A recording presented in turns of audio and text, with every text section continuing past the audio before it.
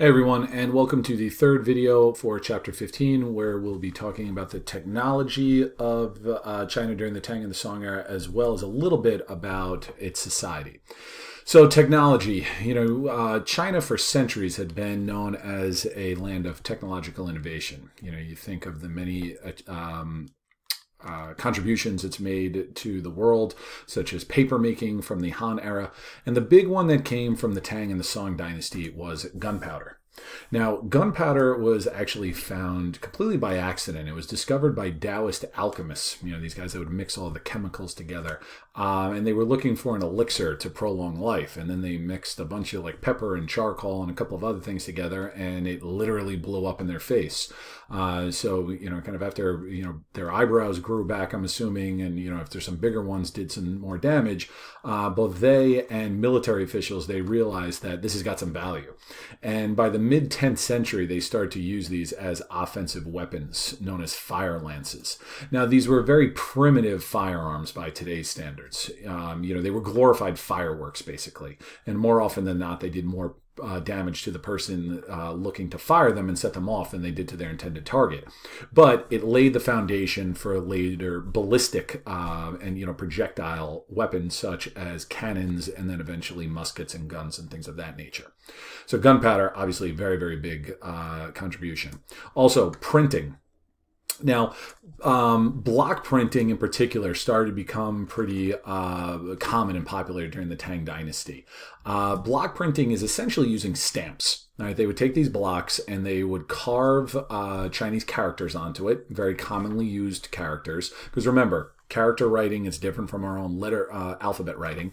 And they would just dip them in ink, and then they dip them down on parchment or paper. So it literally is the same thing as a stamp, but still, pretty useful when you're dealing with character writing. About the 11th century, they developed this thing called movable reusable type.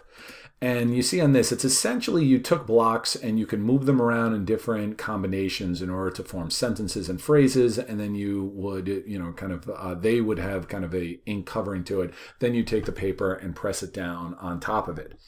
The Chinese character writing, it really made the reusable type actually a little more trouble than it's worth. This would be, the reusable type would be much more effective using alphabet writing, because you would just have the 26 letters and you could rearrange them. Chinese written language has thousands and thousands of characters. So really the block printing was actually used a bit more, and just for basic type of stuff. But regardless, printing did lead to an increase in technology. The other major area where you saw technological improvement was in naval technology.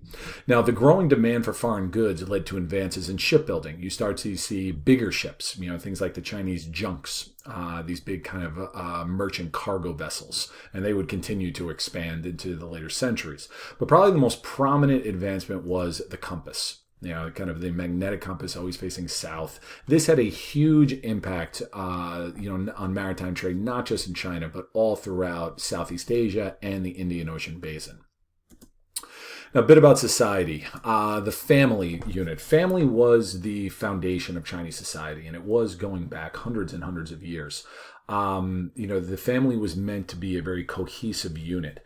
The veneration of ancestors, this ancestor worship, that became more elaborate during this time. You used to have, rather than just kind of making a quick little prayer offering, now it became more elaborate rituals where they would go to the graveside, and entire families would go there, almost like pilgrimages, and they would leave offerings. And this obviously is still something that goes on to this day. You can see by the photograph here.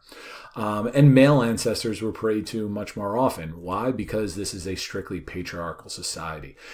Reinforcing patriarchal values was a way of reinforcing the cohesiveness of the family. The Confucian values. The dad is in control, the wife is subservient, brothers and sons are favored over sisters and daughters, and so forth. An example of this new practice that emerged during this time, foot binding. All right, it was to foot binding was where they would, and I'm sure you guys remember this from last year. Just in case you didn't, here's the pictures of it. Where they would break the feet of the young girls and force them into shoes that were a number of sizes too small for them. Now, symbolically, this was kind of a way of showing male dominance, and then literally it was a way of showing male dominance because it literally restricted female physical movement. It strengthened this patriarchal authority. Now, this was primarily used among the upper class. Women needed servants to attend to them because they couldn't walk. Peasant women, this would be, ridiculous. You can't work out in the fields while you're basically crippling yourself. It was considered a sign of both beauty and status. Young girls of the upper classes, they would have their feet bound at a young age. Their parents would break their feet and force them to do this because they wanted to make them more attractive to marriage when they reached adulthood. But as I said, physically, it put women under the control of men. It was not just a sign of beauty. It was both a literal and symbolic way of restricting women. All right, so that's it. A quick one for this video. And then with the next video, we will talk about some of the changes in religion and philosophy.